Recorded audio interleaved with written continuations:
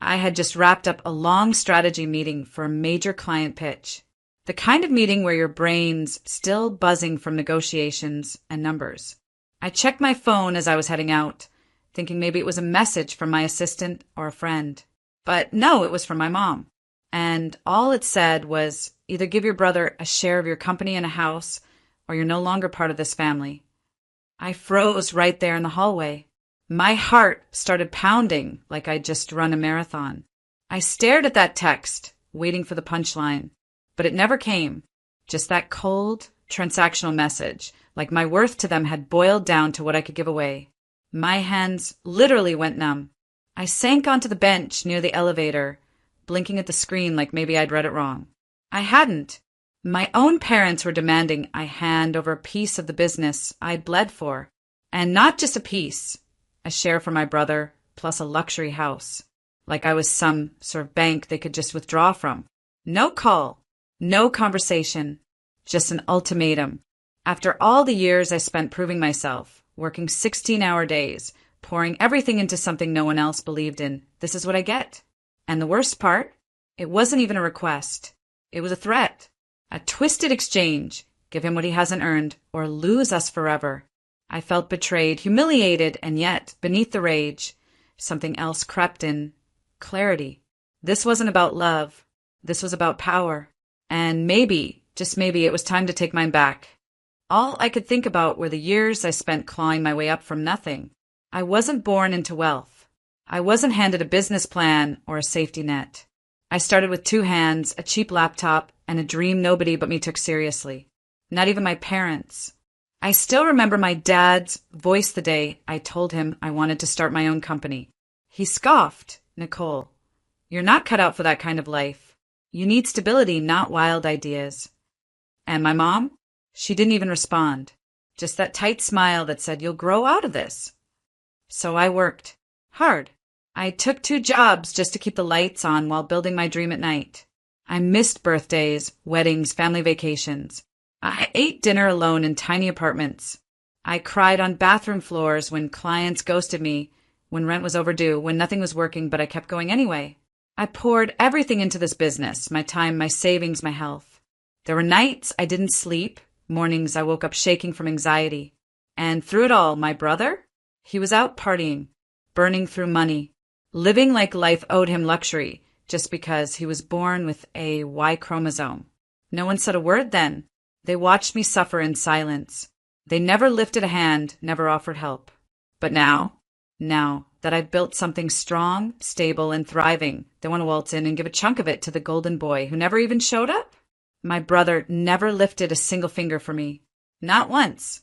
And now my parents are acting like it's my duty to reward his laziness with everything I've earned? It wasn't just insulting. It was heartbreaking. And for the first time, I stopped asking why they didn't support me. I started asking why I kept letting them treat me like I didn't matter. Growing up, I learned early on that being the daughter meant playing a different game with different rules. If my brother got a C on a test, my mom would pat his shoulder and say, "He's doing his best." If I got an A-, she'd frown and ask, "Why not an A?" When he crashed his car at 19, Dad laughed. "Boys will be boys." When I missed curfew by 15 minutes, I got grounded for a week and a long lecture about reputation and how girls should behave. He was allowed to be messy, loud, immature. I had to be polished, quiet, obedient. He got praised for mediocrity. I got silence for achievements. I remember once I brought home an award from a statewide competition. I had worked on that project for months. I stood on stage, shaking, holding a plaque with my name on it. And when I showed it to them, they barely looked up from the TV. "That's nice," my mom said. That's it. But when my brother got his first unpaid internship, they threw a dinner, invited relatives, toasted to his bright future. It was like living in a world where I had to earn every breath I took, and he just existed. And somehow that was enough.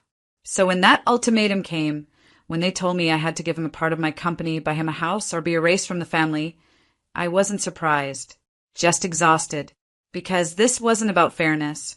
This wasn't even about love. This was about control. About keeping their favorite child comfortable, no matter who they had to sacrifice.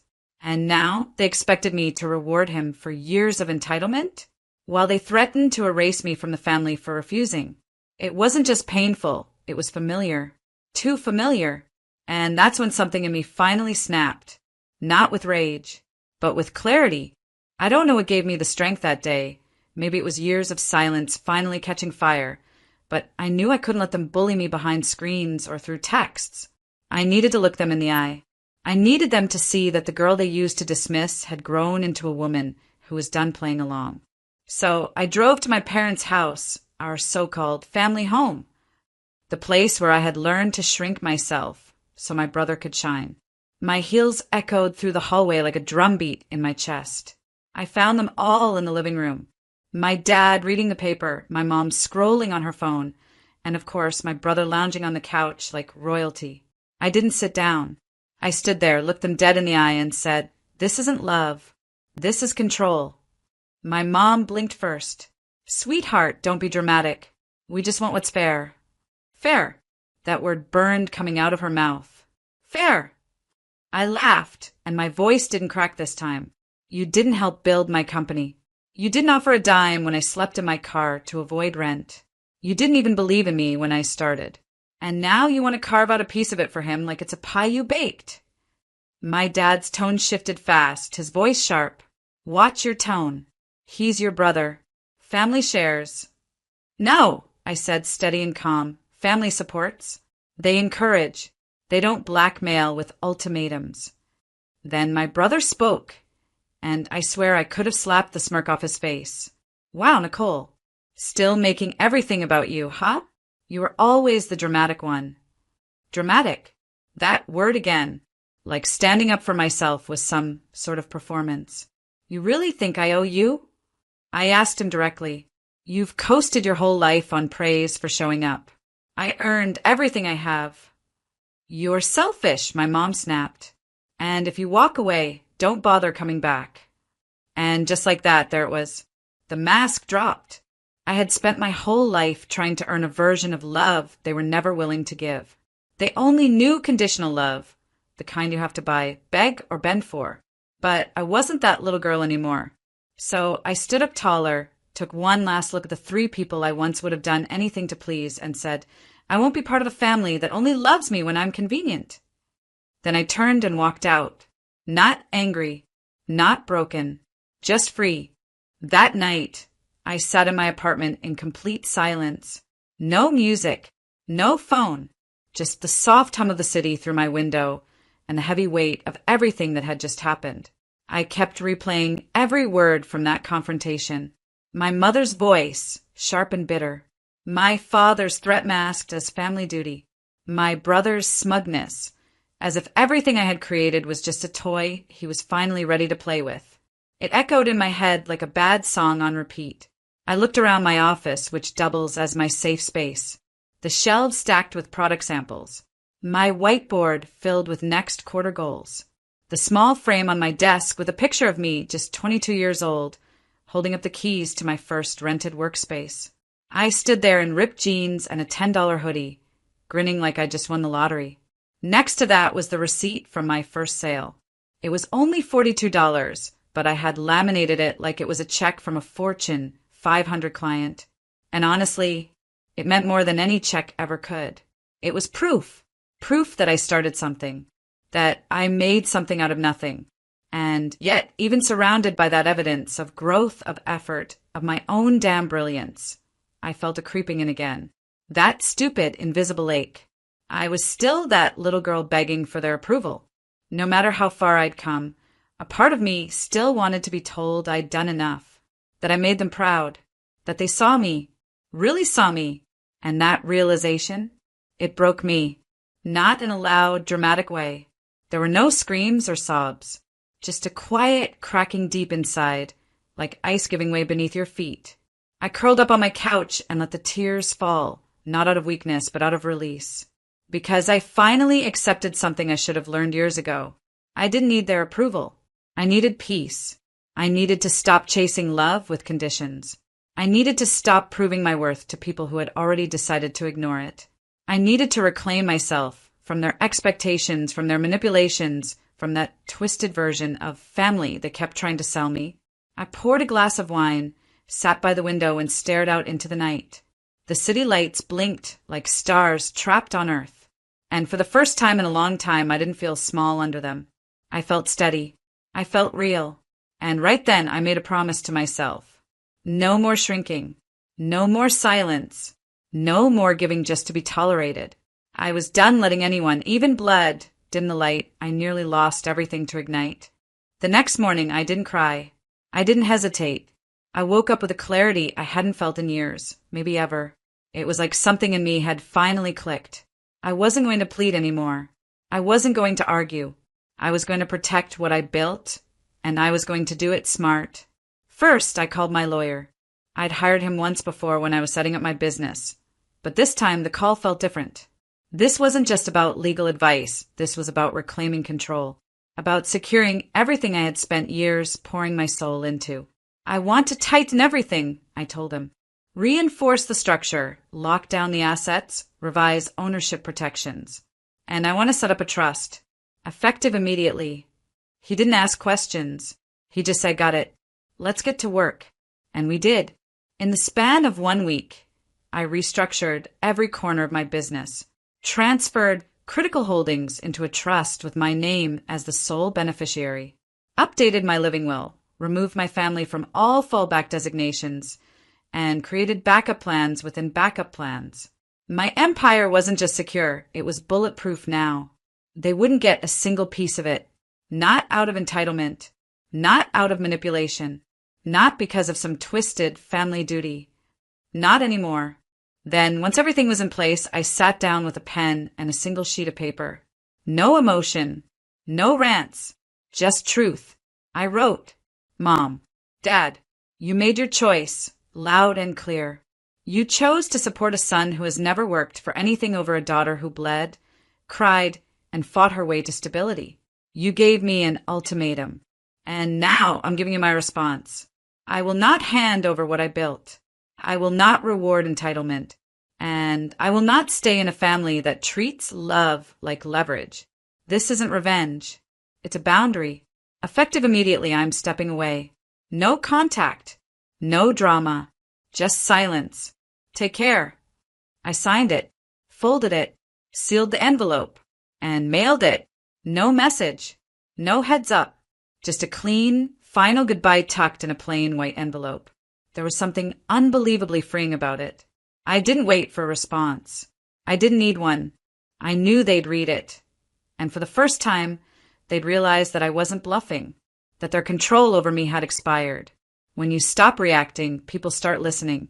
When you stop explaining, they panic. And when you stop giving them access to your peace, it hits different. I didn't post online. I didn't call anyone for validation. I simply moved forward. And the silence that followed, it was beautiful. No guilt texts. No fake apologies. Just the quiet that comes from burning a bridge you were never meant to cross again. I stood in my office that evening, barefoot, sipping coffee, staring at the framed quote on my wall. She remembered who she was. And the game changed.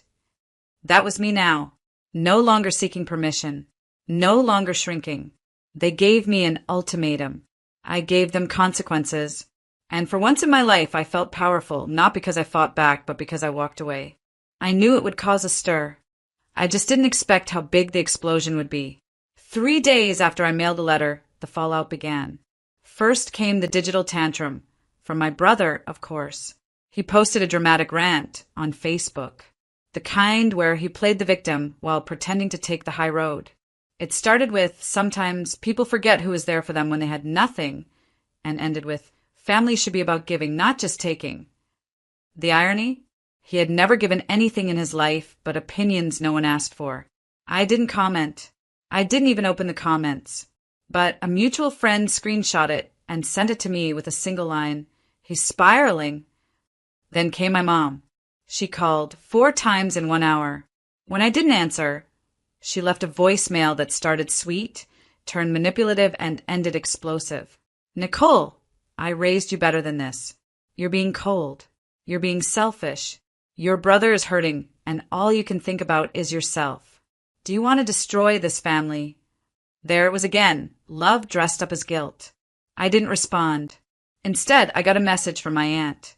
Then another from a cousin I hadn't spoken to in years. Paragraphs upon paragraphs. Families fight, Nicole, but we don't throw each other away. You only get one mother, you know. This is just a phase. You'll come around. They all echoed the same chorus. Forget, fall back in line. But here's the thing no one seemed to understand. I wasn't angry anymore. I wasn't bitter. I was done. Done with being the bigger person while they acted small. Done with earning my place in a family that never offered me unconditional love. Done with being gaslit into thinking boundaries meant betrayal. So I stayed quiet until I didn't. One morning, while sipping my coffee outside my office, I asked my assistant to snap a quick photo. No makeup, no filters, just me, standing tall, soft smile, sun hitting my face. I posted it on my personal page with one caption, "Peace looks good on me." That was it. No backstory, no drama, but people got it. The likes rolled in. The comments poured. Old friends, clients, even strangers chimed in. Good for you. This kind of peace is earned. I felt this in my soul. It wasn't about going viral. It was about being seen. The internet, so often a cruel place, understood me better than my own family did. And maybe that's what hurt the most. That strangers could offer compassion, while the people who raised me only ever offered conditions. My brother? He deleted his post within hours. My mom? She texted, "So this is what you've become? A public embarrassment." I left her on read. Because yes, this is what I've become. A woman who no longer begs to be respected. A daughter who finally chose self-worth over silence. And while the group chats lit up and the whispers spread, I just kept living. No chaos. No retaliation. Just peace. That's what they never saw coming. Not the distance. Not the silence. The calm. Because I wasn't trying to prove anything anymore. They thought cutting me off would destroy me. But it only revealed who I was without their noise, stronger, clearer whole. Let them gossip. Let them spin their narratives. I wasn't part of that story anymore. I was writing a new one, where I didn't have to fight to exist. And damn, felt good. Time has a strange way of softening edges. Months passed. The noise faded. The messages slowed. Eventually, the family group chat that once buzzed like a hornet's nest went silent. No more ultimatums. No more guilt trips. Just nothing. And for the first time in my life, that silence didn't feel lonely. It felt like freedom. I traveled. Places I'd dreamed of but never made time for. Italy, Bali, a little cabin in Vermont during the fall. I hiked mountains, ate alone in candlelit restaurants, laughed out loud at old rom-coms in hotel rooms. I stopped waiting for anyone else to say, "You've done well." I started saying it to myself. More than that, I found purpose in new places. I started mentoring young women, not with big speeches or business jargon, but by sitting across from them at worn cafe tables and saying, "You can start from nothing." I did. Some of them cried. Some of them brought notebooks full of ideas. All of them reminded me why I built my business in the first place, not just to prove something, but to build something that matters. And slowly, I stopped feeling like the daughter who'd been cast out. I became the woman who chose herself. One night, I was on a quiet balcony in Greece. Warm breeze, glass of wine, a soft jazz playlist in the background. I watched the sun dip below the sea and felt this calm come over me that I hadn't felt in years. That's when it hit me. I didn't just protect my company. I protected my soul. I drew a line and didn't cross it. I didn't scream. I didn't beg. I just walked away. And in doing that, I gave myself the kind of peace no one else ever offered me. As for my family, I wish them healing. I truly do. I hope one day they see how much damage entitlement and manipulation can cause. I hope my brother learns how to build something on his own. I hope my parents understand that love isn't measured by how well someone obeys, but by how well they're respected. But I won't be there to witness it, because some wounds don't need revenge. They just need distance. I don't stalk their social media. I don't ask about them. I don't carry bitterness in my chest. I just don't carry them at all anymore. My story didn't end the day they tried to cut me out. It began, and now I live it with clarity, joy, and a kind of strength I never knew I had. They tried to make me choose between my family and my worth. But in choosing myself, I didn't lose a family. I found me, and that was the best gift I ever gave myself. And there you have it, Nicole's journey from being torn apart by family expectations to finding her true self. It's a painful truth that sometimes the people we love can be the ones who hold us back the most. But it's also a powerful reminder that the only person we owe our happiness to is ourselves. Nicole could have stayed, could have apologized, could have played the role they wanted her to, but she chose peace over pain. She chose her own worth. And in doing so, she learned that the most freeing thing in life is realizing that you don't need anyone's approval but your own. Let this be a lesson to you all. Never let anyone dictate your value. You deserve the life you create, and if it means walking away from toxic people to build that life, then so be it. If you found inspiration in Nicole's story, don't forget to like, share, and subscribe for more empowering stories. And hey, drop a comment below. Have you ever had to choose your peace over family loyalty? How did you find the strength to do it? I'd love to hear your thoughts. Thank you for watching. And remember, you're worth more than anyone's expectations. Keep choosing yourself.